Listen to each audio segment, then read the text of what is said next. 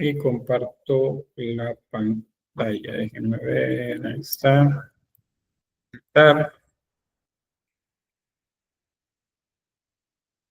Bien, vamos a trabajar las segundas vanguardias, pero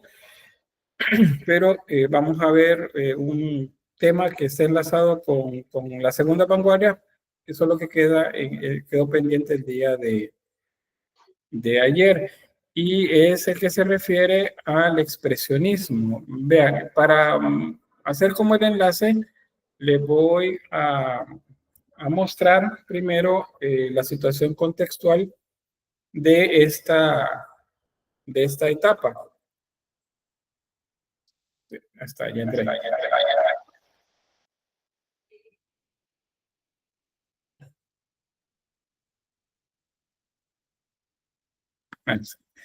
Bien, la situación contextual de las segundas vanguardias corresponden a los sucesos acontecidos entre la década de los 30 y 1930 y 1950. Esa es la etapa en la que pues aparece creo que desactivé la cámara. Sí, exacto. Los acontecimientos que corresponden a esta etapa que les mencionaba. Entonces, ¿qué es lo que tenemos acá? Pues la Segunda Gran Guerra Europea o Segunda Guerra Mundial, como le decimos. Pues en esta, que va de 1939 a 1945, en un periodo de aproximadamente 6 años en el que se desarrolla, sin embargo, la situación es un poco más amplia, es decir, hay conflicto antes y hay conflicto también después. En Europa, otra vez, pues suena la guerra, hay destrucción, es una destrucción a una escala mucho mayor que la de la Primera Guerra Mundial, las armas han avanzado, los ejércitos cuentan con diferentes, ¿qué sería armamento? Más tecnología, y entonces pues aparece este personaje que es el que comienza a hacer una etapa de avanzar pues en Europa, suprimiendo a otros gobiernos y anexándolos a Alemania. Eso es Adolfo Hitler. Hay todo pues, un suceso alrededor de la Segunda Guerra Mundial. Tiene que ver un poco con la primera, que Alemania fue uno de los grandes perdedores en ese momento y eso pues alimentó, como les dijera, como la idea de querer reivindicarse. Y en ese contexto del nacionalismo es que aparece Adolfo Hitler y la derecha fascista pues en Europa, implementando un régimen nazi en toda Europa. Los bandos son estos: Polonia, Bélgica, Holanda, China, Noruega, Yugoslavia, Brasil, entre otros, son los que apoyan a este grupo de países, que son Reino Unido, la Unión de Repúblicas Socialistas Soviéticas, Francia y Estados Unidos. Y por el otro bando tenemos Alemania, Italia y Japón. Y a ellos se les unen Rumanía, Hungría, Bulgaria, Finlandia, Austria, entre otros países. Como nota curiosa, El Salvador también declaró la guerra a Alemania, pero pues éramos un pequeñito país sin enviar armas ni nada, pero nada más estábamos en guerra con ellos por alinearse probablemente a eso de acá. Pues es una guerra que igual trae estragos, las guerras son guerras, ¿verdad? Eso ya lo sabemos, y entonces pues hay mucha muerte, es el genocidio judío también, y pues muerte en diferentes lugares. Más de 100 millones de soldados participan en la guerra, y de esos el costo es bastante grande, porque estamos hablando de la mitad prácticamente de ellos, bueno, un buen porcentaje de ellos, y civiles también.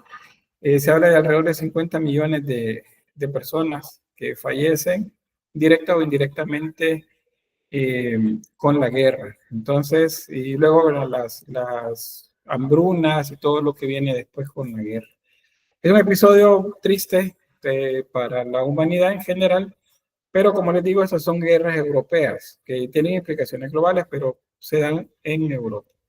Ahora bien, aparece también al final de la guerra la utilización de la energía atómica en armamento, y entonces eso abre al mundo a una tecnología diferente y geopolíticamente cambia también. Esta es otra de las situaciones eh, penosas por las que ha pasado la humanidad, y es pues el lanzamiento por parte de Estados Unidos para a fin de hacer que Japón pues capitulara, es decir, se rindiera.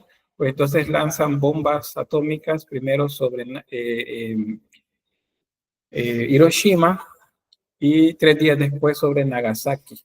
Y con eso pues capitula, es decir, se rinde Japón, y ahí pues se da por finalizada la Segunda Guerra Mundial. Luego viene todo lo que implica pues la rendición de ellos y de nuevo el establecimiento de un orden. Sin embargo, la guerra no termina ahí, inicia lo que se llama la Guerra Fría. ¿Qué es una guerra fría? Pues es una guerra en la que estos dos bandos, Estados Unidos como país, más todos los que están alineados con él, y la Unión de Repúblicas Socialistas Soviéticas, también con los bandos alineados a él, están prácticamente en guerra. Es o sea, nunca se atacan directamente, pero está la amenaza latente de guerra entre ellos. Y sí van a pelear ellos en los que se llaman los patios traseros, o le llamamos de esa forma, los patios traseros. Un patio trasero de esta Guerra Fría entre estas dos potencias fue Latinoamérica.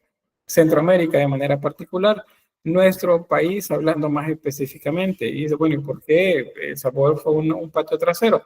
Donde estos dos estuvieron peleando, porque resulta que Estados Unidos financió al gobierno en contra de los que la Unión Soviética estaba apoyando, que era la insurgencia en nuestro país, las guerrillas. Entonces, estos dos estaban peleando en los otros países, pero entre ellos nunca se lanzaron nada. En el Medio Oriente, Estados Unidos igual estaba apoyando a aquellos gobiernos que estaban para que estuvieran en contra de la frontera sur de la Unión Soviética. Estados Unidos financió a Saddam Hussein, por ejemplo, a Osama Bin Laden, para que ellos les sirvieran de soldados y de frente en esa región. A eso es a lo que se le llama patios traseros, por si alguna vez habían escuchado la situación. Cuando termina la Guerra Fría, eso es 1989, entonces los bandos, esas guerras que habían en diferentes lugares, ahora ya no tienen, y lo financien. Entonces, en nuestro país, pues el FMLN lanza una ofensiva en 1989, pero 3 años después ya se estaban firmando los acuerdos de paz. Porque, o sea, ya no había quien financiara la guerra. Estados Unidos ya no iba a mandar dinero y la Unión Soviética pues tampoco lo iba a hacer. Entonces las guerras tuvieron que terminar en todos los lugares en donde estaban. Entonces ven cómo nosotros estuvimos implicados con lo que quedó luego de la Segunda Guerra Mundial. Diana dice, un aporte a añadir es que la Guerra Fría es una guerra ideológica, dice, en este caso entre dos potencias, correcto, es el capitalismo contra el comunismo, y así asustaban a todo el mundo con el comunismo o el capitalismo, según donde estuviéramos. En nuestra posición nos asustaban con el comunismo. El milenarismo de hace 30 años, por ejemplo, nos asustaban con esto. Y ponían ahí a la Virgen María, que decía que Rusia tenía que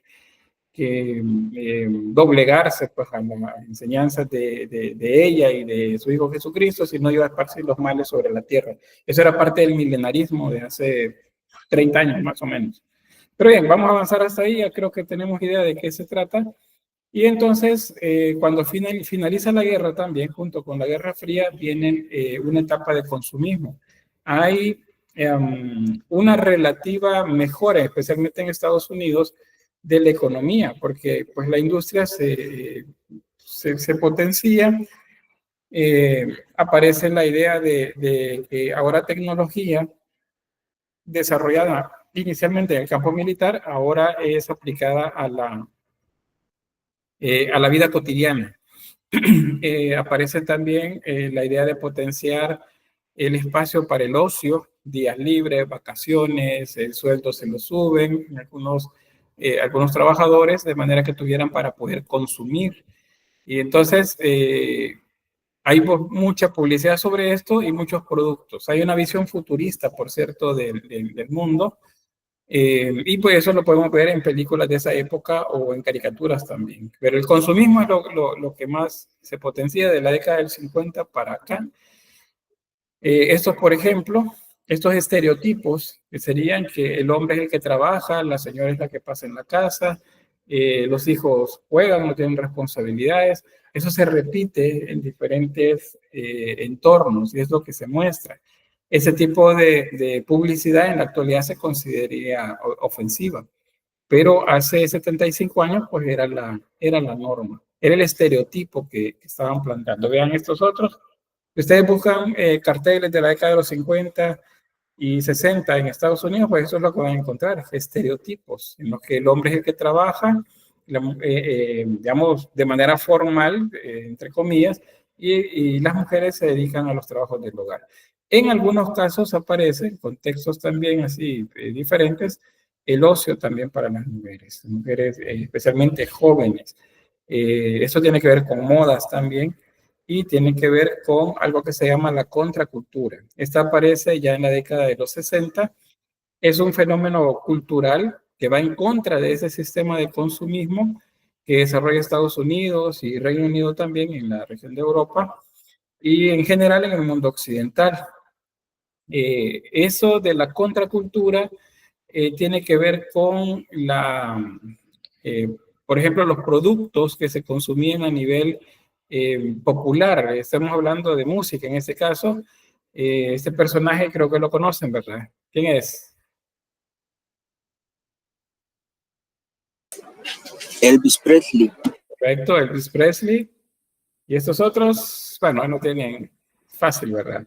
Elvis se reparten por ahí. Pues The Beatles, estos también son parte de estos personajes que aparecen como referentes en cuanto a la música, por ejemplo, al baile, o hay actrices y actores también que aparecen en este momento, corresponden a esto que se llama la contracultura. Aparece un estilo también alternativo de vida, que es lo que tiene que ver con el movimiento hippie también, y la música que acompaña eso. Como es una etapa también de inestabilidad producto de lo que quedó después de la Segunda Guerra Mundial, entonces vienen los movimientos de paz que buscan la paz. Entonces dice 3 días de paz y música. Ese es Woodstock, no sé si han escuchado de él. Es uno de los festivales pues, que conglomeró tanto la música y, digamos, la cultura hippie.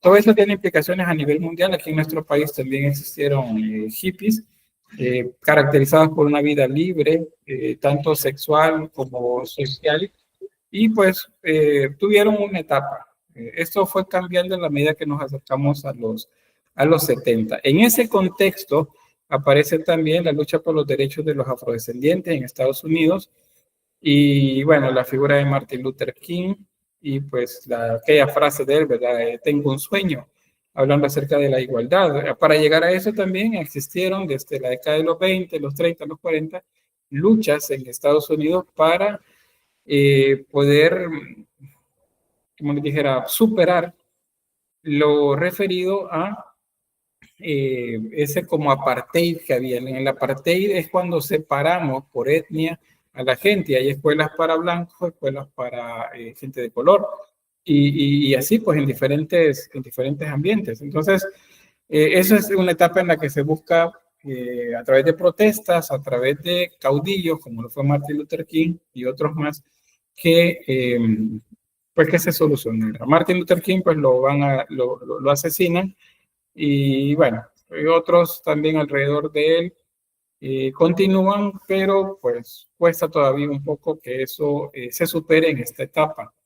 Aparte tenemos guerras, en esto que les decía, financiadas por estas grandes potencias, este movimiento ideológico, como decía Diana, Cuba, de la Revolución Cubana, y pues Estados Unidos pierde uno de las naciones en las que tenía mucha incidencia, y pues hasta finales del 59. Junto con esto vienen también ideas de revolución en otras partes de Latinoamérica. En la década de los 60 también se da la guerra de Vietnam. Eso es otro de esos patios traseros que tenía la Unión Soviética contra Estados Unidos, o al revés, Estados Unidos contra la Unión Soviética, y que también dejó otro de esos episodios penosos para la humanidad. Y bueno, Estados Unidos siempre metido en eso, ¿verdad? Bueno, en el cine avanzan la tecnología y avanza también la apertura a temas que antes eran tabú, como por ejemplo a través de, basada en la novela, la visión caótica del mundo que ya se comenzaba a tener otra vez a través de, por ejemplo, serie de películas como El planeta de los simios. La original, pero se tuvo también series televisivas, o Los Diez Mandamientos, que aquí lo que vemos también es tecnología desde una película épica basada en el texto bíblico de Antiguo Testamento. La carrera espacial también es de esta época. Estados Unidos y la Unión Soviética compiten para ver quién es el que logra hacer primero algo. Por ejemplo, quién lleva el primer objeto artificial y lo pone en órbita. Y bueno, hicieron ambos experimentos y al final Rusia es la que lleva la delantera siempre en esto. Este es el Sputnik, es el primer objeto artificial, un satélite que se puso en órbita. También el primer ser vivo que se llevó al espacio es esta perrita que se llama Laika. Es el primer ser vivo que viajó al espacio. Lamentablemente, pues vivió nada más un par de horas antes de morir, probablemente producto del estrés que le causó la situación en la que estaba. Y bueno, un tiempo después, el Sputnik, bueno, Sputnik es satélite. Esta nave terminó pues por reingresar a la atmósfera y ahí se quedó. Según los datos de la época, pues es Estados Unidos el que triunfa en la carrera espacial, al menos para llegar a la Luna. Todo lo demás le ganaron los rusos. Es la misión Apolo 11, la primera en llegar a la Luna, un módulo espacial llamado el Águila. Yo sé que ustedes pues de esto ven un montón de información, especialmente teorías de conspiración que hablan que esto no sucedió, que esto fue hecho por tecnología y que no sé qué, pero bueno, lo cierto es que pues sí hubieron viajes, aunque pues por ahí ustedes lean que no. Es algo que sí se acepta a nivel de ciencia y de historia que sí sucedió. El arte no fue ajeno a todos esos cambios y aquí es donde les voy a mostrar qué es lo que pasa. Bueno, lo primero es, aquí vamos otra vez, regreso al tema que nos quedamos en la sesión anterior, es el expresionismo. El expresionismo es un tipo de arte en la que se trabaja a partir de manchas de color, principalmente transmitiendo los estados de ánimo del autor. O sea, lo que el autor siente lo expresa a través de color, a través de mancha. Entonces, lo que vemos es esto, por ejemplo, temas femeninos, masculinos, algunas cosas también parte de la cotidianeidad, pero hechos a través de manchas y con interpretación por parte del artista. Vean, en el caso de este personaje que nos presenta acá, tiene la piel verde. Dice, bueno, nadie tiene la piel verde, pero el artista lo vio de esa forma, lo concibió así y así lo hizo. Si se fijan, a nivel de trazos, son trazos más sueltos que no necesariamente buscan cubrir por completo el fondo del lienzo. Es mucho trabajo de mancha y se trabaja también bastante dibujo. Cuando les digo que hay bastante dibujo en una pintura, significa que hay delineado para generar. Este es Kirchner, pues es uno de los representantes de este movimiento. Tenemos otro más. Vean que nada de anatomía. Y aquí es donde muchos dicen, miren, pero si es que eso lo puedo hacer yo, eso lo hizo alguien que no tiene talento. Porque pues no corresponde a lo que académicamente veíamos en los siglos anteriores. Sin embargo, todo eso tiene sustento teórico y aparte de eso tiene un estudio de composición también. Ayer les mostraba algunos, pues, no tengo ninguno aquí para mostrarles con líneas, pero sí les puedo hacer el mismo planteamiento. Vean acá. Esa es una línea vertical. Aquí tenemos otra vertical y aquí hay una diagonal. Perdón, una horizontal acá, que se junta con la que va acá. No esta de la ventana, sino una más arriba, que es donde está la línea de horizonte para nosotros, el nivel en el que estamos. Si hacemos eso, entonces vamos a ver que la composición está equilibrada. No hay más peso para un lado que otro. El punto focal es este, siempre, y hay un contraste que ayuda a equilibrar, eso se llama ritmo, el verde que vemos acá, con el color piel y amarillos, naranjas que hay de esta zona. O sea, esta zona se compensa con esta zona de acá. Entonces sí hay equilibrio. O sea, no pensemos que porque son manchas, que porque trabajan así un poco más libre, no hay composición. O sea, en estos casos sí lo hay. Esta que probablemente ya habrán visto antes, de Edvard Munch, ese es el grito. Y bueno, aquí dice, bueno, está gritando, dice, que está gritando. Y casi, bueno, en caricatura donde yo he visto esto, siempre dicen que está gritando. Pero fíjense que no está gritando. Y entonces, ¿por qué se llama el grito? Porque según los datos del artista sobre esta obra, lo que esta persona está haciendo es reaccionando a un grito. Es como que ustedes van caminando en un puente, que es lo que vemos acá, y de repente alguien grita a la par de ustedes. ¿Qué es lo que hacen? Se asustan. Entonces, eso es lo que se muestra acá. Está reaccionando a un grito. No es que está gritando. Eso es según la interpretación que se hace. Esta obra le dio bastante notoriedad a Edvard Munch y pues él hizo una serie de estas. O sea, no es solamente una.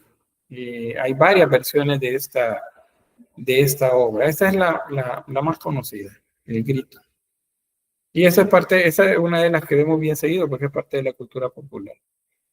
Bien, ahí nos quedamos con el expresionismo. Con eso, este es expresionismo.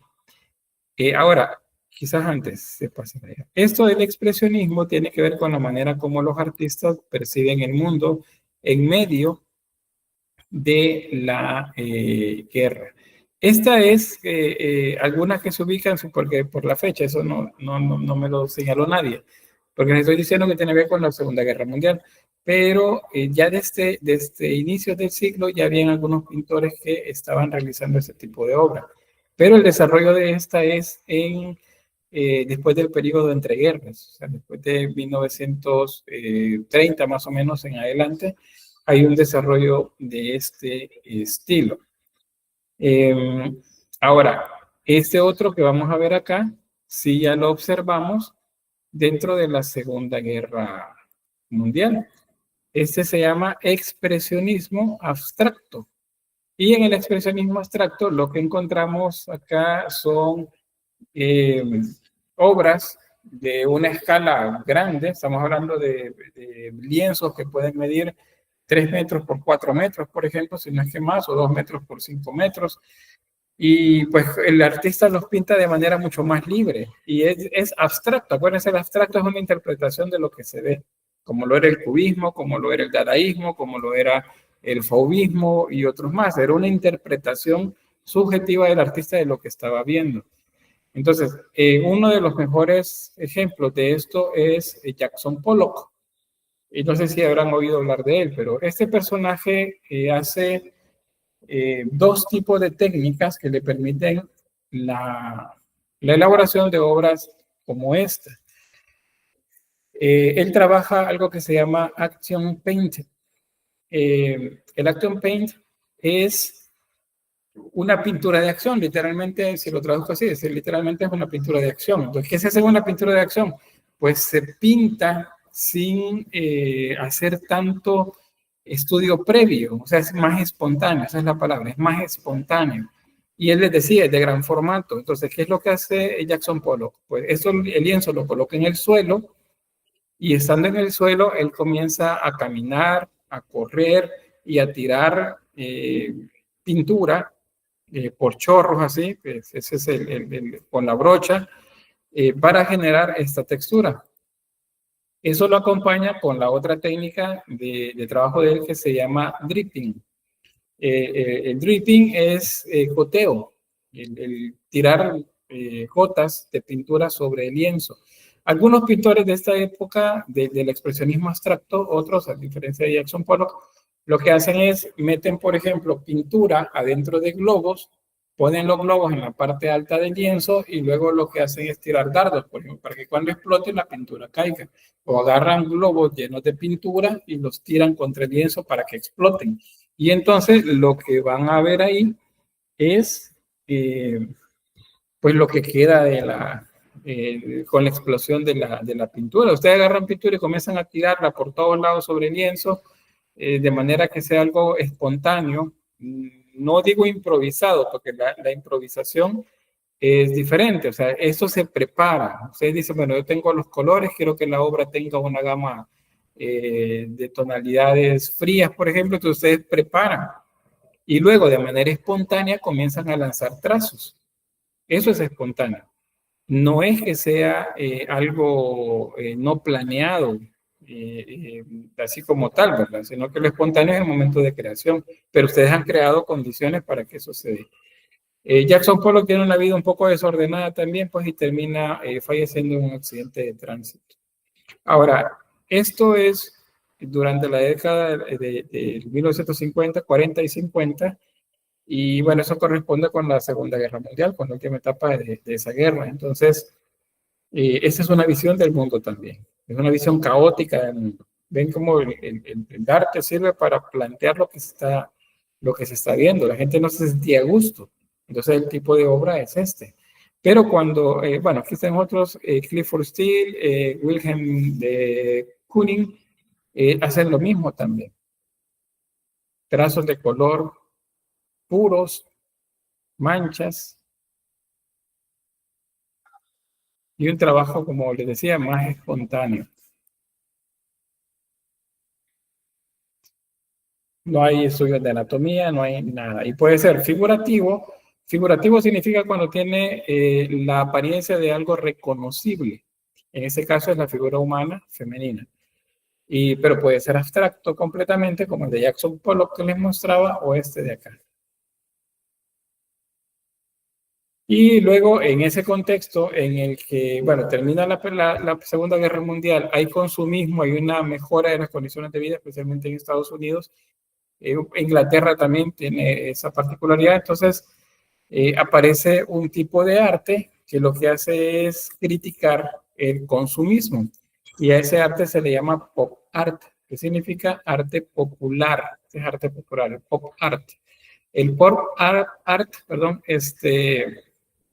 es una respuesta en contra del expresionismo artístico también, que era abstracto, y en ese caso dice, bueno, miren, vamos a hacer las cosas de manera subjetiva, pero utilizando elementos de la vida cotidiana y que la gente consume, que sean parte del consumismo.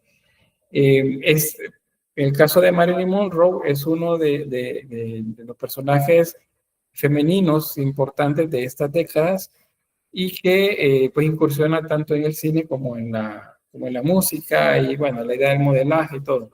Entonces, Andy Warhol, él retoma el rostro de ella y lo trabaja a través de serigrafía, haciendo estas impresiones con diferentes colores de la misma imagen. Y acá, cada vez que ustedes vean colores así muy brillantes, y si, bueno, si no reconocen bien el estilo, entonces vamos a ver la época, el año, y entonces, 1967, definitivamente pop art.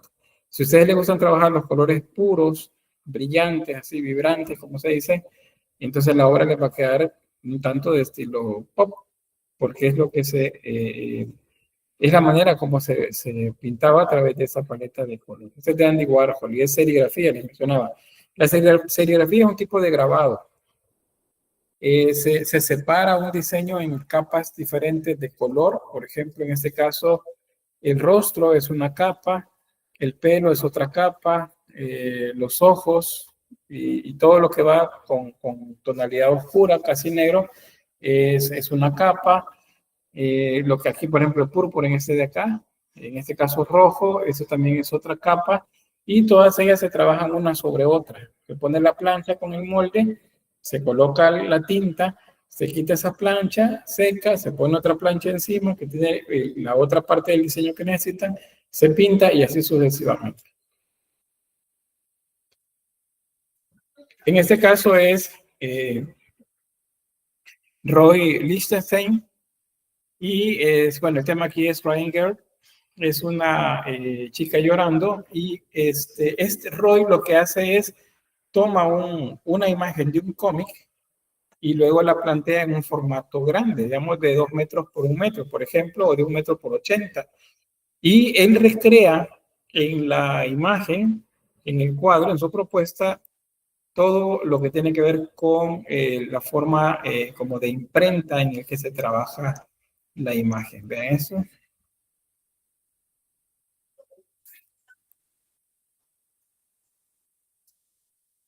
Es como dice, mira, es puntillismo. No, eso es un diagrama de registro de color, que eso se trabaja en los periódicos, se trabajaba en los periódicos y algunas revistas hace tiempo.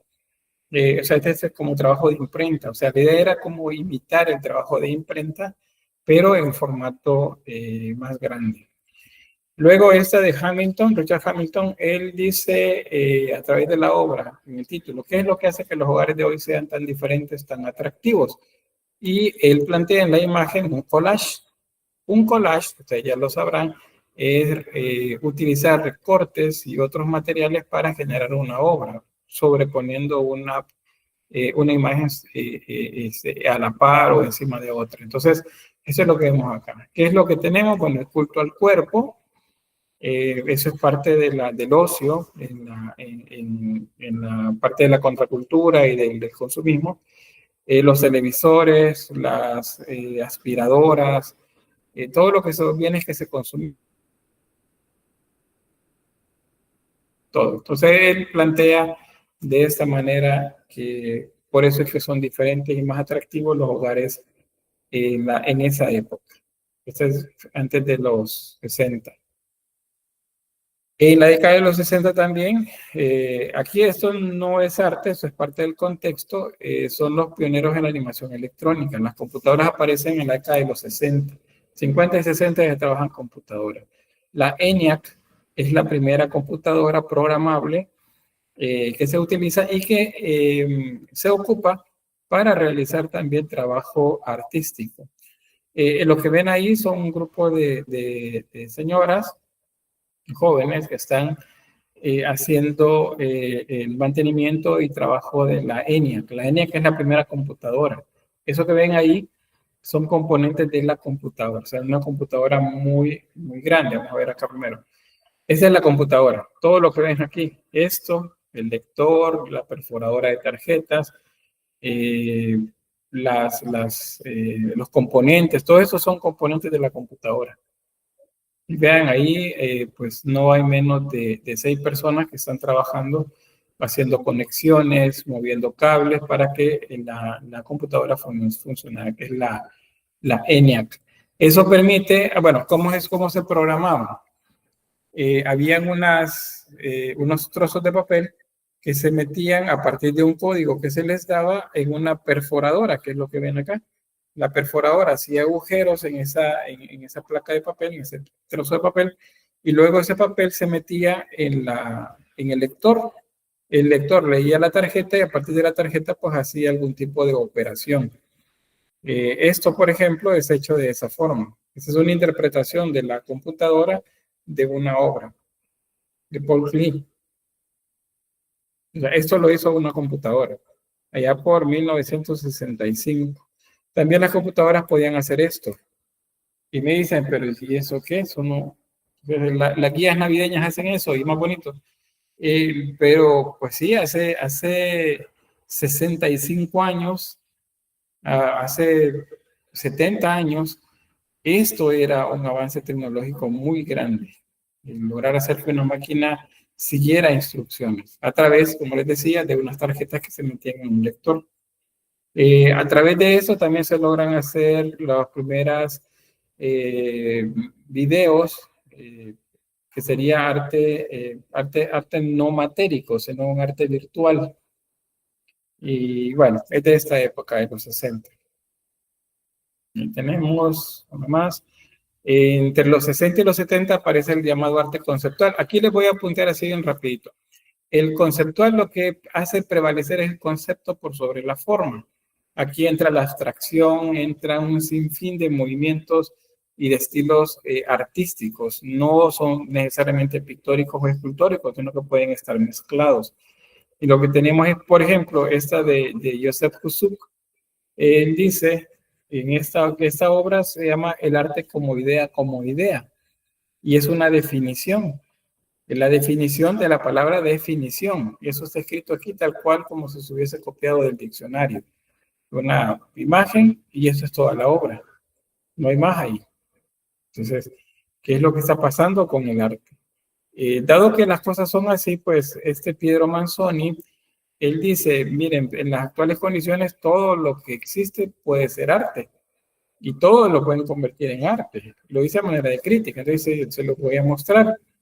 Y entonces él lo que hace es, pues, unas deposiciones, es decir, va al baño y toma la deposición y luego la embala adentro de estas latas.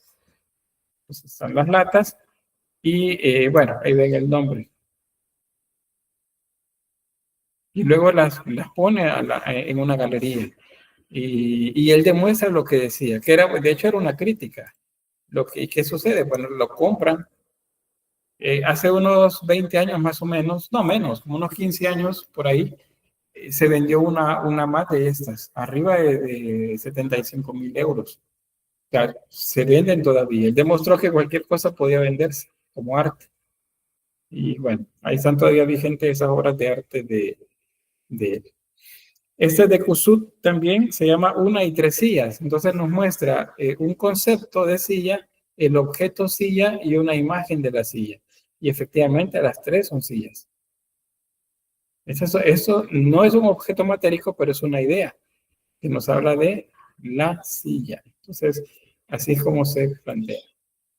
De esa época también es el performance. Le voy a quizás preguntar el performance y el happening. Son dos términos que ustedes van a escuchar bastante acá en la Escuela de Artes y lo van a escuchar también afuera. Performance y happening. Esos dos.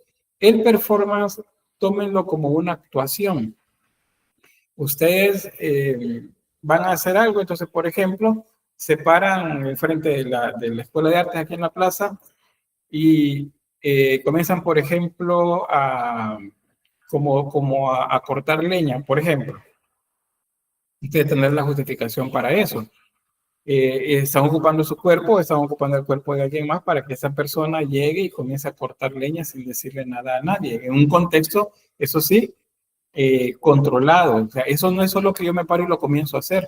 Tiene que haber un planeamiento previo y tiene que haber alguien que esté registrando lo que está haciendo. Si no hay planteamiento previo y nadie lo registra, entonces no hay obra de arte. Aunque ustedes estén haciendo ahí una representación, que eso es lo que es el performance. Ustedes se paran enfrente de alguien y representan algo, de manera que la gente lo observe y pues tenga algún tipo de reacción sobre eso. Aquí tenemos, esta se llama energía en descanso o algo así. Y aparecen esta dupla, Marina Abramovic y Uley. Ellos son artistas conceptuales, ellos trabajan tanto performance como trabajan también happening y otras áreas de las artes conceptuales. Y en esa pueden ver lo que es una situación peligrosa. Él toma el control de la flecha y ella del arco, pero él está apuntando a ella. O sea, si él suelta la cuerda, entonces va a salir volando la flecha y le puede hacer mucho daño. Entonces, eso es parte. Luego viene el happening.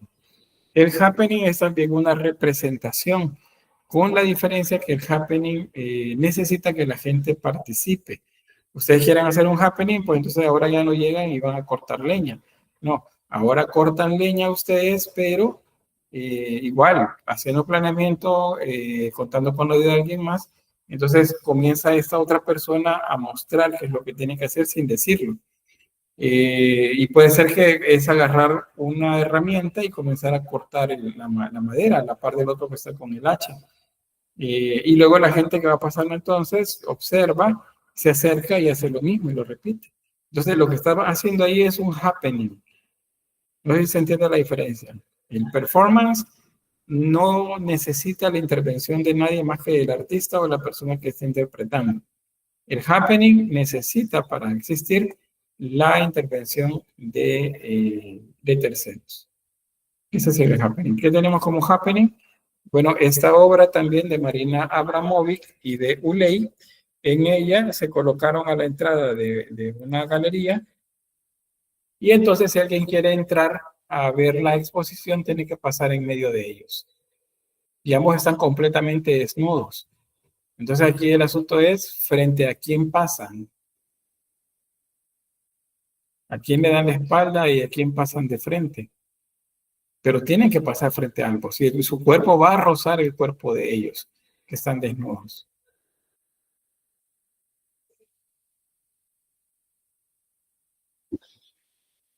¿Alguna pregunta hasta acá? ¿Duda? ¿Todo claro? Licenciado. Sí.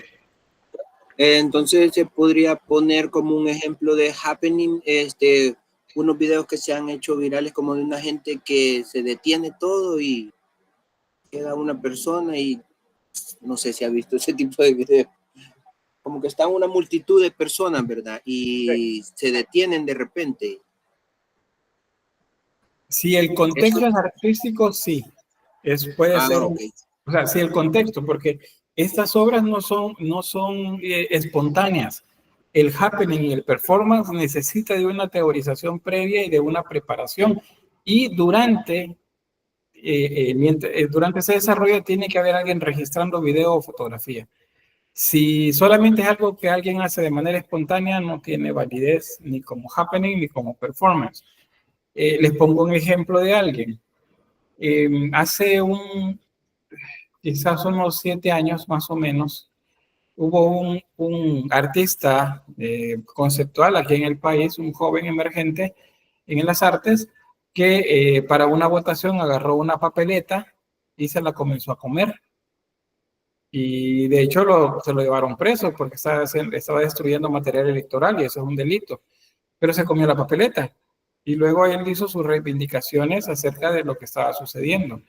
Entonces, si eso fue una cuestión espontánea, que yo no tengo idea de que eso lo voy a hacer, pero lo hago y nadie lo registra, no es bueno, en este caso performance, no es. Tiene que haber una teorización previa, porque luego lo justificaba y decía, no, es que eso lo hice por esto y eso, y tuve tanto tiempo de planeamiento y representa esta y esta otra cosa. Entonces, si es así, sí se considera de ese tipo de arte. Recuerda, el happening necesita la participación de terceros. El performance, no. El performance es una representación frente a nosotros. Esta, por ejemplo, ¿qué sería? La gente llegaba y le cortaba la ropa a Yoko Ono. ¿Saben quién es Yoko Ono? Sí. La esposa de John Lennon. Muy bien, sí. Gracias, Ulises. Es un happening, ¿verdad? Si es happening, no necesita la intervención de las personas. Ah, ¿Qué sería? entonces sería performance. No, perdón. No, acabo de confundirme. O sea, si es happening, necesita la participación. Entonces, sí es correcto, como lo nombrabas. Si es un happening. El performance es una representación. O sea, si ella se sienta en medio de la sala y nadie hace nada alrededor de ella más que observarla, es un performance. Ella está haciendo una representación de algo. Pero si ahora viene y comienzan a recortarle, por eso les digo, tiene que haber alguien que es el que apoya al artista. Yo, digamos, puedo ser yo que conozco de la obra, entonces me acerco y comienzo a recortarle la ropa y dejo la tijera en el suelo y me voy. Luego viene alguien más y repite la acción hasta ir desnudándola, quitándole cada vez más ropa. Eso sería un happening. Dice Sofía, es la que grita en las presentaciones de John Lennon, ¿verdad? Sí. Ahora voy al grito, a esos gritos. Pues aparecen muchas burlas de ella en internet. Hay una graciosa, porque he visto unos videos cuando está cantando que aparece John Lennon cantando, de hecho, y el que está cantando con John Lennon hasta abre los ojos así cuando comienza a gritar. Vean, ella pertenecía a un grupo de artistas conceptuales en los que una de las áreas que desarrollaron como obra plástica es algo que se llama fluxus. Se lo voy a escribir ahí en el chat. Se llama fluxus. Y el fluxus es una... Fluxus se llama, exacto. El fluxus bueno, es mucho diferentes tipos de arte conceptual, pero una de esas variantes es la creación de piezas musicales, en términos artísticos, a través de sonidos. Esos sonidos pueden ser gritos, que es lo que veíamos de ella. Entonces ella se para en una sala frente a un micrófono y comienza a gritar, con o sin ritmo. Y dicen, no, pues está cantando, qué barbaridad, que eso no sirve, no está cantando, está realizando una obra. Y esa obra es parte del Fluxus. A la fecha todavía lo sigue haciendo. Yo he visto varias exhibiciones de ella en la actualidad, ella está bastante mayor, pero se para frente a un micrófono y comienza a gritar y a hacer sonidos. Eso es Fluxus. O sea, ella no está cantando, está haciendo una representación artística que corresponde al arte conceptual. Bien, vamos a avanzar. Parte del arte conceptual también es el body art, el arte del cuerpo. Muchos piensan que body art es pintarse el cuerpo, ya sea con tatuaje o con pintura, pero no, el body art es mucho más que eso. O sea, sí incluye la pintura corporal, pero también, aunque, no sé cómo les dijera, es algo que se da como una forma de protesta, pero es dañarse el cuerpo. Eso es una forma de protesta en contra de algo. Por ejemplo, en contra de matar animales para alimentación, por ejemplo. Entonces, esto lo que hacen es se hieren el cuerpo o se marcan el cuerpo, o se hacen laceraciones, por ejemplo. Entonces, eso es. Dice aquí, dice apretados corsés, tatuajes en el cuerpo o pintura corporal. Dice, o realizarse heridas en el cuerpo. Esta, por ejemplo, se está dañando el cuerpo, este personaje. Se llama, que sería Reading Position for Second Degree Burn, algo así. Sería posición de lectura para un segundo grado, algo así. Es de Jonas Beach y él lo que hace es se acuesta en una playa, pone el libro sobre su cuerpo y deja que el sol lo queme. Luego elimina quita el libro y entonces aparece la marca de sombra que produce, entonces esa parte no está quemada. Eso es body art, pero él está dañándose el cuerpo. Entonces, aparecen otras como esta, como Gina Payne, y también es otra forma de protesta, y ella lo que hace también es lacerarse el cuerpo, hacerse cortes. Quiero aclarar con esto que la Escuela de Artes pues no apoya ningún tipo no promueve ni apoya ningún tipo de arte que dañe la integridad física de las personas. Cuando se piden trabajos libres en los que se puede incluir performance o happening, pues siempre se tiene cuidado de que no haya ningún tipo de daño corporal hacia las personas. Una de las políticas de la Escuela de Artes, no hay daño corporal ni la utilización de líquidos corporales en las obras. Aunque se reconoce que eso fue una etapa de la historia del arte y que es parte de lo que llamamos arte contemporáneo. Hubieron artistas, de hecho, que terminaron suicidándose como una forma de protesta, cortándose los dedos, por ejemplo. Cortándose no digo haciéndose una herida, no. Cortándose falange por falange los dedos mientras les tomaban fotografía. Entonces, eso no se promueve de ninguna manera en la Escuela de Artes, pero se reconoce que es parte de lo que se realizó en algún momento. Bueno, las instalaciones, eso también ya las habrán visto, son disposiciones de objetos en un espacio y tiempo determinado. Esas pueden ser tridimensionales completamente, o sea, abarcar todo un espacio y pues muchas de estas incluyen objetos fuera de su contexto. En este caso, por ejemplo, es un gorila que está personificado o más bien tiene una apariencia humanoide. Yo sé que tiene humanoide, ¿verdad? Es un simio, pero en este caso parece una persona, solo que tiene como máscara. Y luego todo el resto de elementos alrededor. Aparte, bueno, quizás esto también se lo digo con estas otras.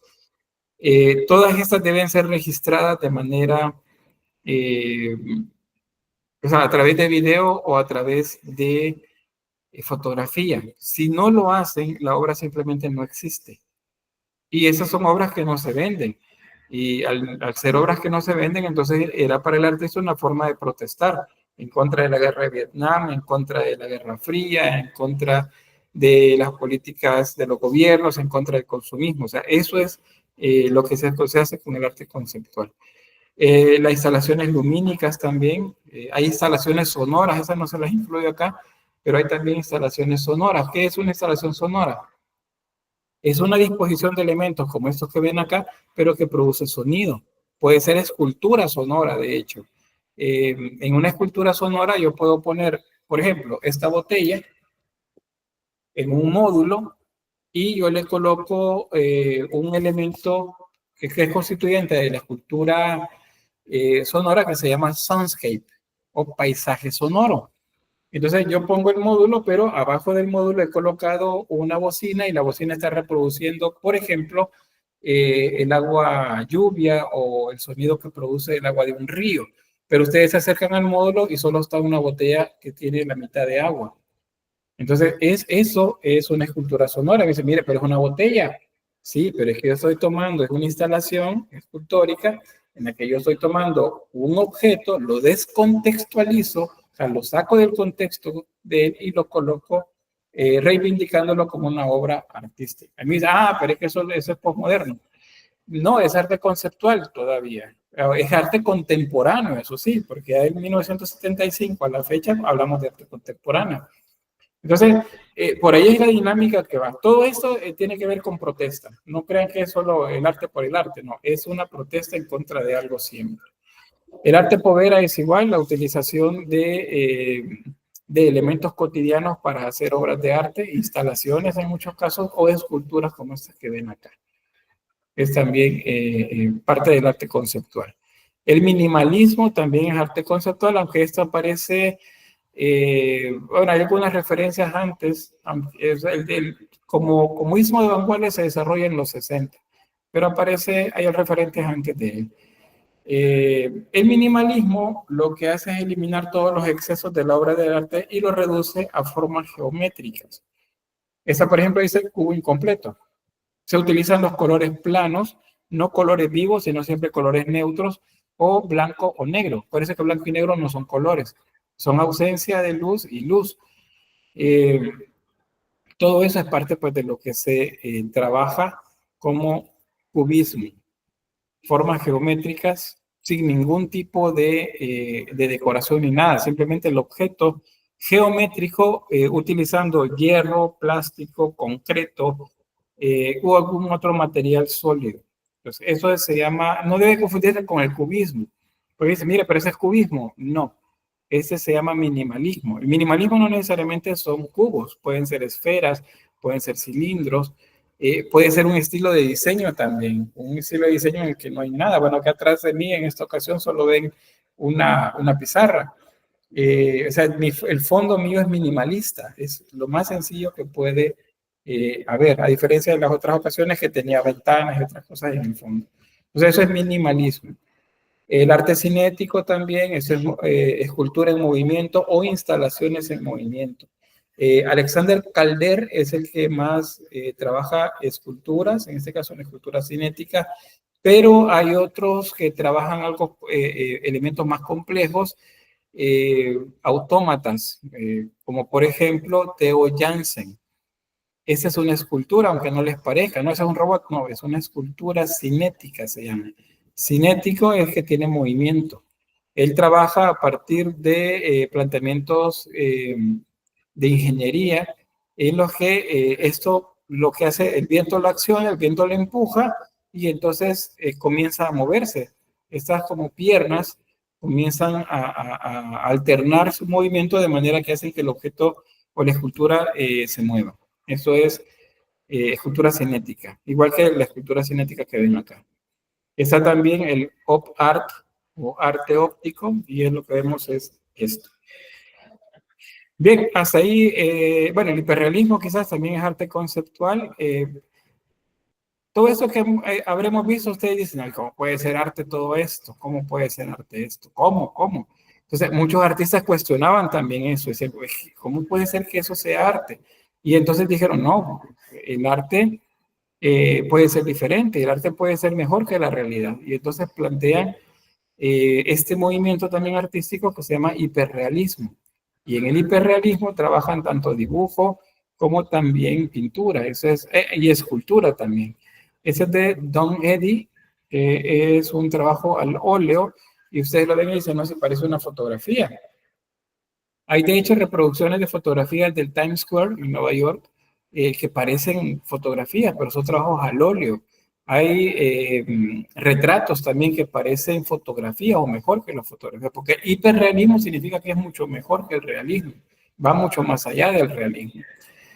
Y bueno, esa es escultura también de Don Hanson, se llama Turistas 2 y pues está hecho con fibra de vidrio y tiene un recubrimiento de silicón al cual se le han hecho incrustaciones de pelo y se han vestido como si fuesen personas.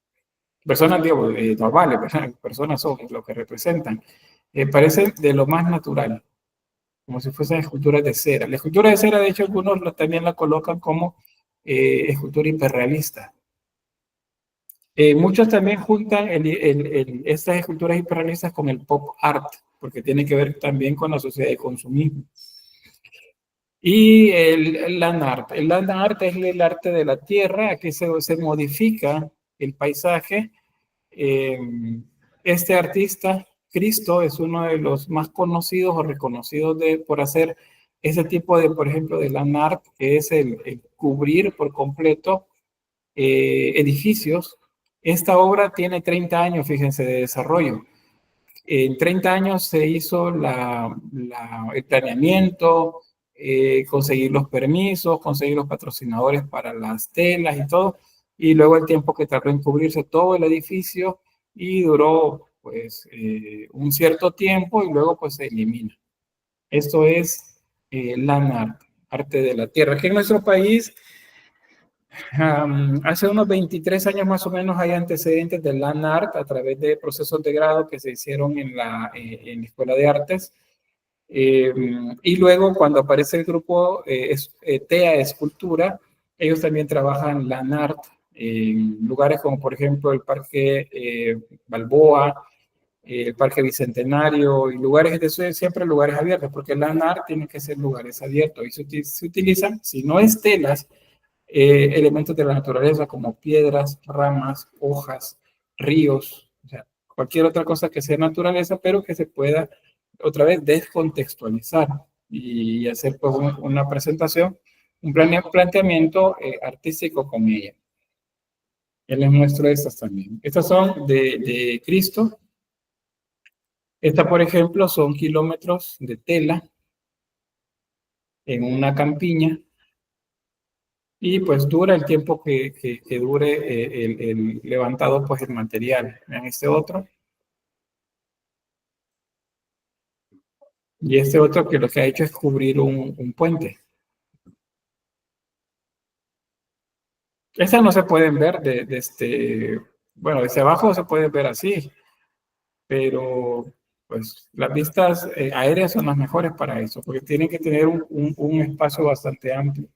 Les repito, aquí en nuestro país sí lo han hecho, pero lo han hecho en pequeño formato, no en formato grande. Pero ustedes buscan land art y van a encontrar una maravilla de cosas que se han hecho con este estilo artístico. Bien, hasta ahí llegamos con el arte conceptual y hasta finalizar la década de los 70. No sé si hay alguna pregunta. ¿Todo está claro?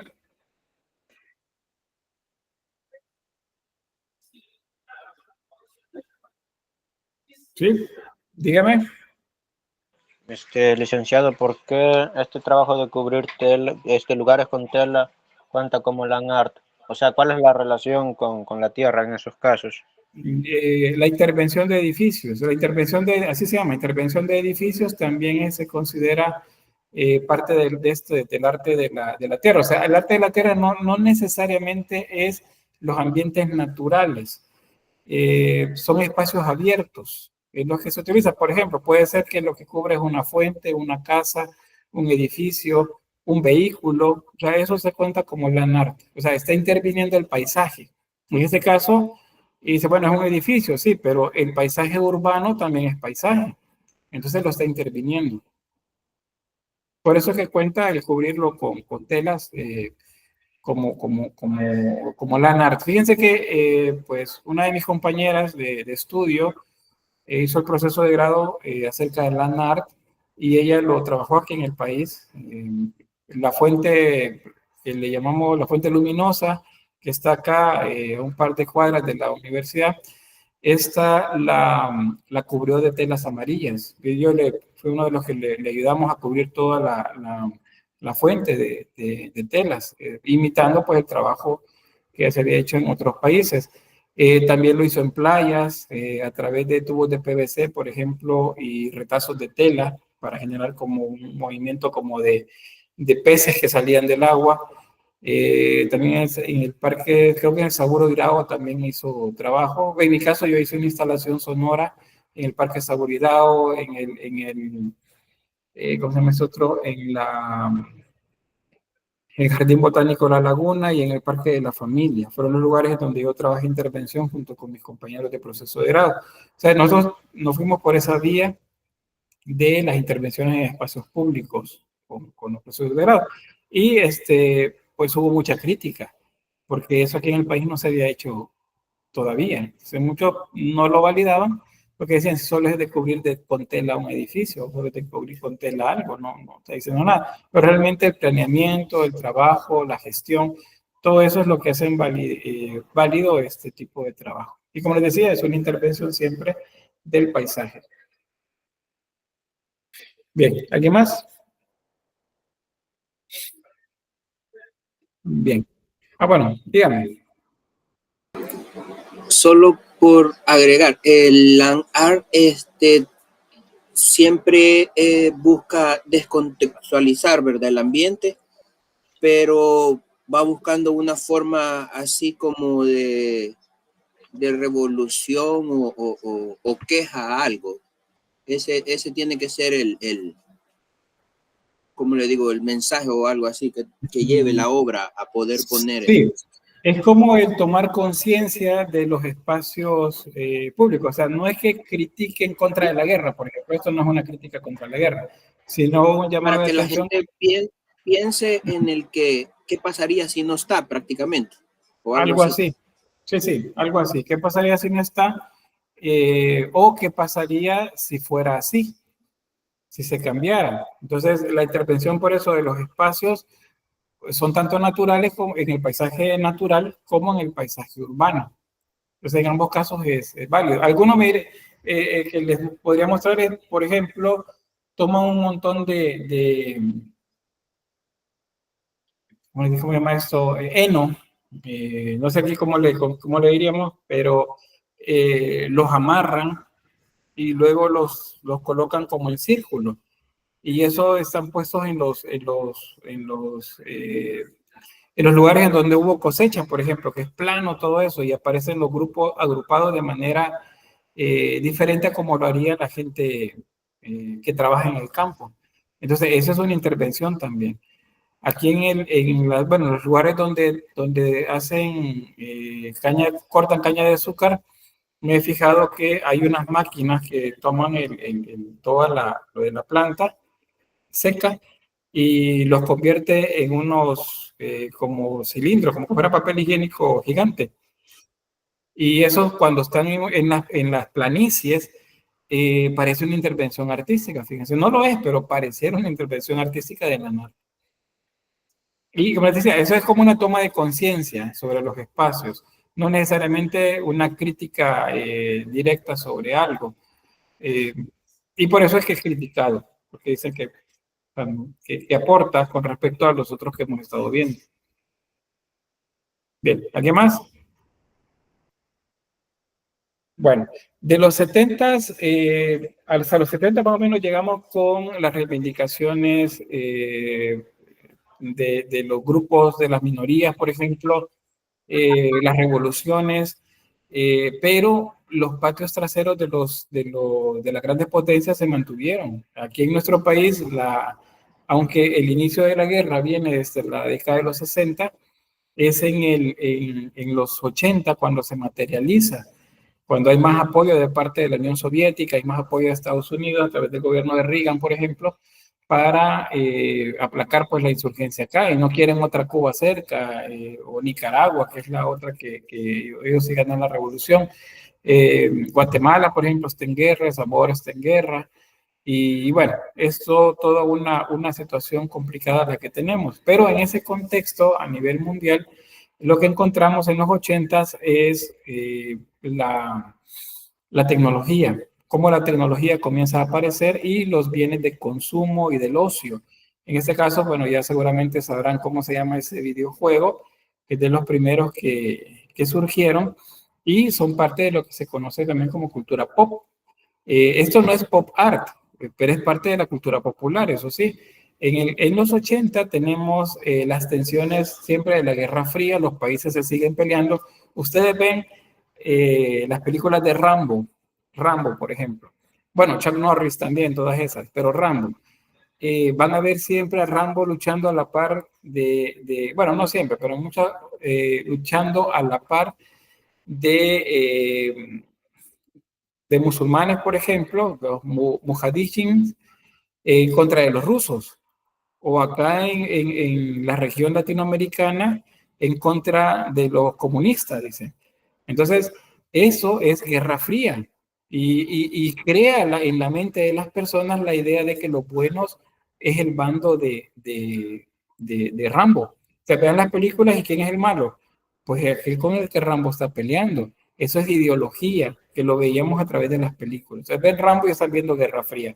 Ven películas de Chuck Norris, están viendo Guerra Fría. De Jean-Claude Van Damme, están viendo Guerra Fría.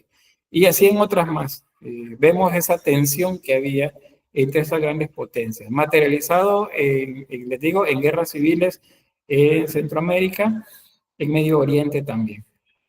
Es la época que aparece la computadora personal, ya no cabe en una sola habitación, sino que ahora cabe en un escritorio, siguen siendo grandes, tienen una capacidad muy avanzada para el momento, aunque a nosotros nos da risa ahorita si lo comparamos con la capacidad que se tiene. Yo le digo, por ejemplo, yo compré mi primera computadora en el 2004 y la capacidad de la computadora eran 32 gigas de disco duro.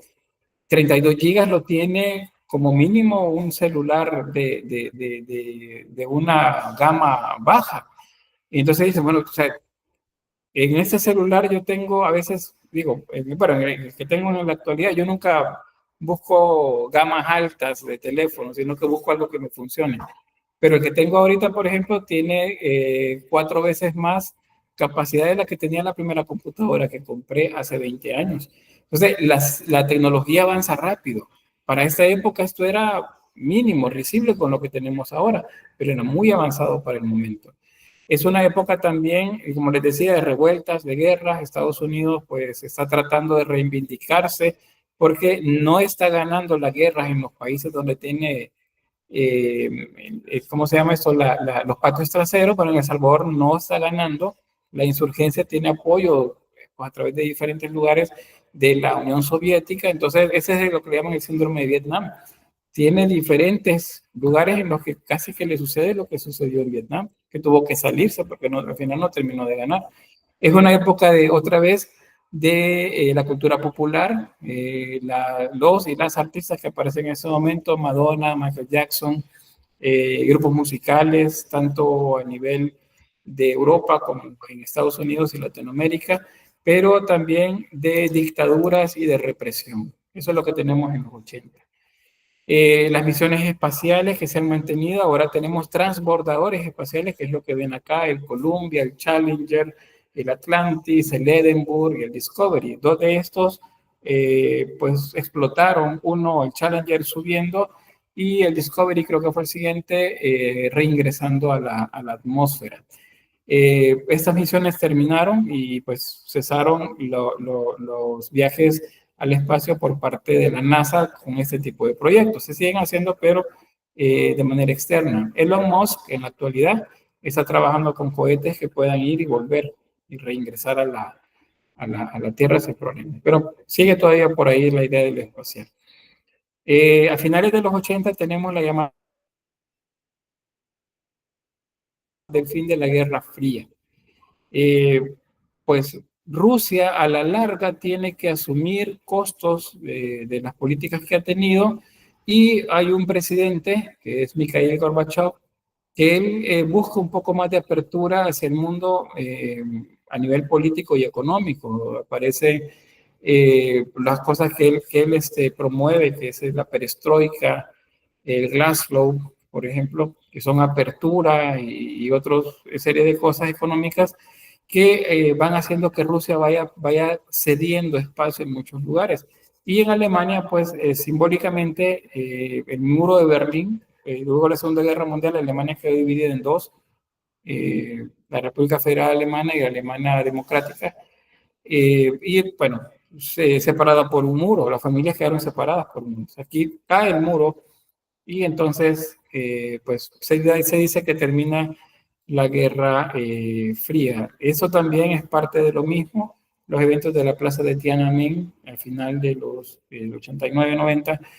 Ese joven que ven ahí de camisa blanca se detiene enfrente de una línea como de 15, ¿cómo se llama? Tanquetas, eso. Y no los deja pasar. La tanqueta intenta regresar para acá y él se le pone enfrente. Se mueve la tanqueta para un lado y se le pone enfrente. O sea, la tanqueta no lo aplasta, pero él tampoco no lo deja pasar.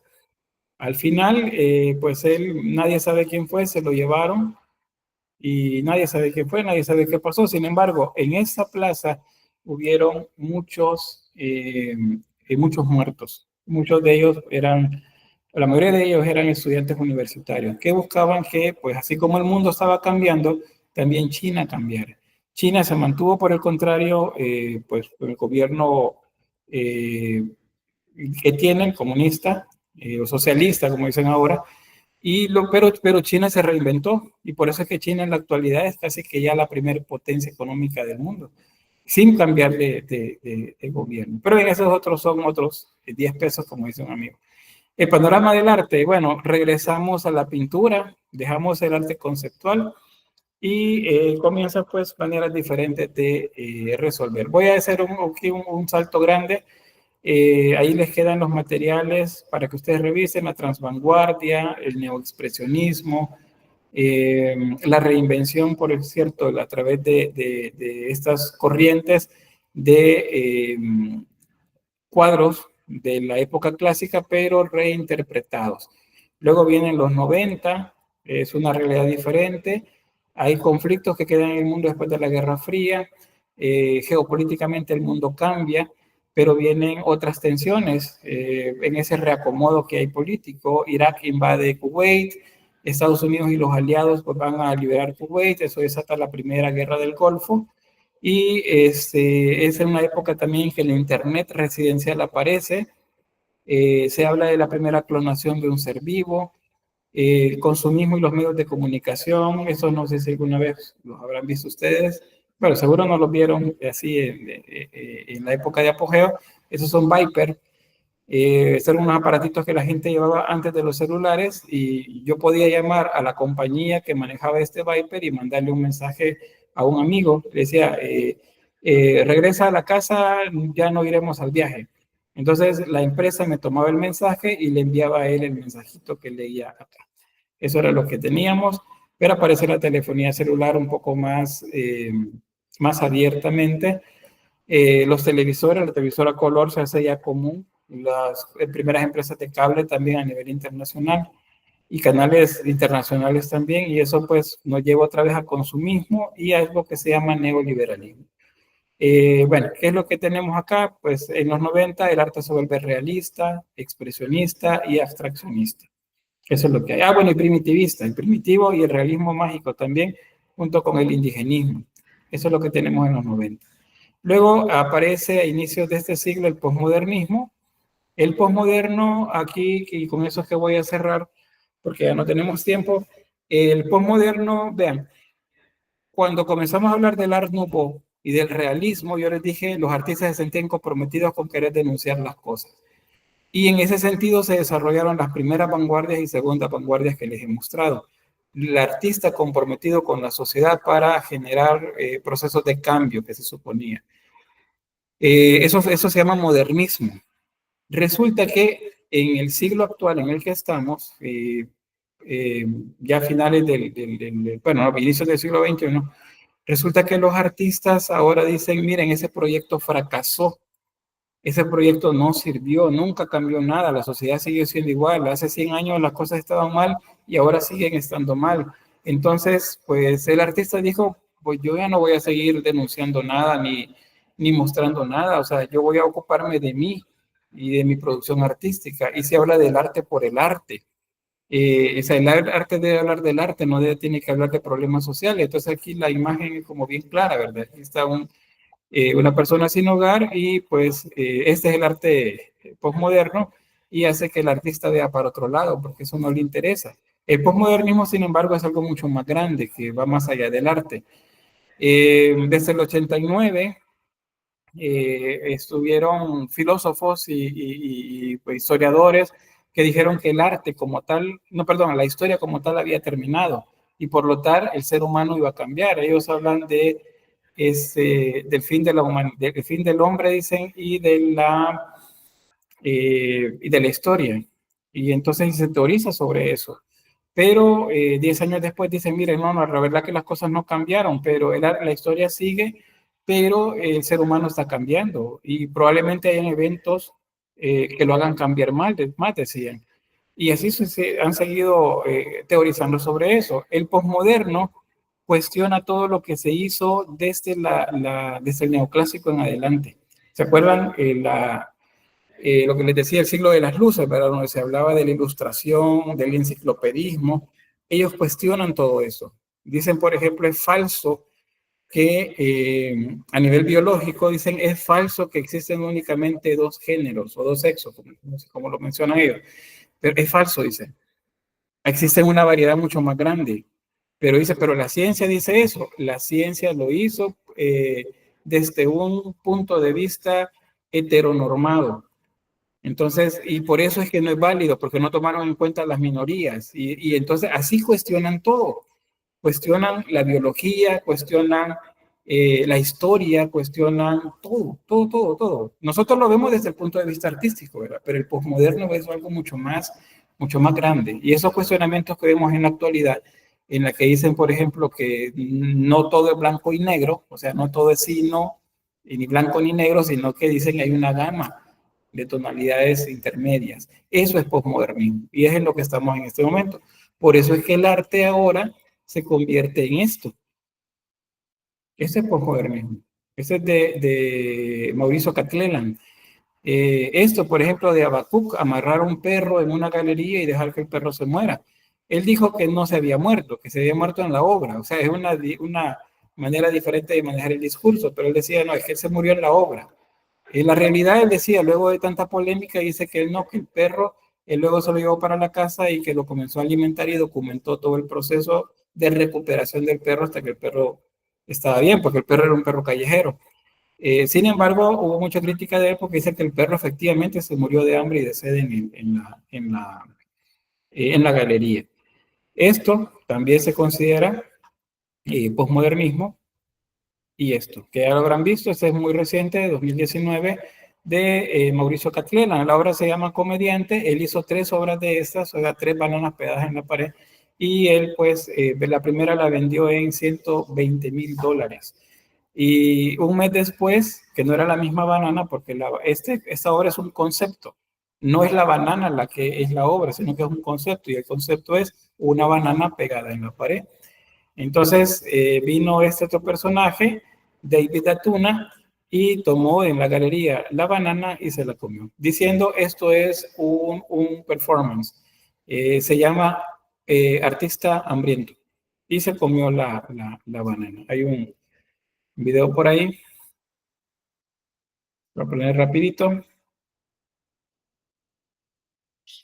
Esos son los patrocinadores.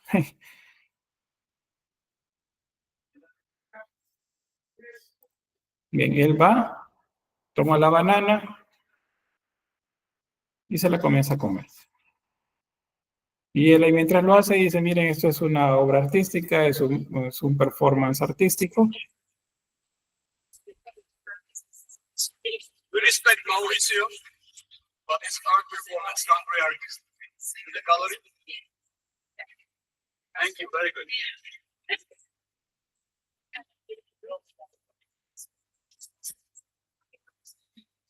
Bueno, luego lo que sucede es que pues sí se lo llevan, lo detienen y lo llevan a la dirección del museo porque pues se acaba de comer una obra de arte. Pero el mismo director de la exhibición dice, miren, esto, o sea, ese es un concepto. Y pues la obra se va a reponer porque no es no es, o sea, la obra no era la banana es un concepto. Entonces, cada cierto tiempo, esas bananas las están cambiando. La última se vendió más cara que esa que les acabo de mostrar. O sea, se vendió todavía mucho más caro esas obras de él. Y luego, el arte digital, esto les queda ahí para que ustedes lo revisen. Lo real y lo virtual que es, pues lo hemos venido viendo desde los trampantojos del Renacimiento, del Barroco. Eso es real o es virtual, pues es virtualidad. Esto de Borromini, por ejemplo, o de Velázquez también es virtualidad, y así como otros más que hemos visto por ahí. El Art Nouveau también nos presenta virtualidad. En los 90 apareció también el Net Art y se mantuvo en los primeros 10 años de este siglo, pero luego eso pasó. Esto es Net Art, arte de la web, arte del digital. Y el criptoarte que aparece hace unos 15 años más o menos, que esto tiene que ver con las criptomonedas también. Es un sistema en el que hay un código, los NFT, que pues dan un código único para algunos archivos. Bueno, las criptomonedas se basan en eso. El Bitcoin es lo que más conocemos nosotros. Hay otras más. Y eso es criptoarte. Estos catitos se vendían en miles de dólares, pero en una criptomoneda que se llama Ethers. Esta. Y se vendían en Ethers. Y pues esto fue todo un boom hace unos 5 años más o menos, 5 o 6 años. Este es uno de los más caros que se vendieron, 500.000 euros o 580.000 dólares. Este es de febrero de 2021.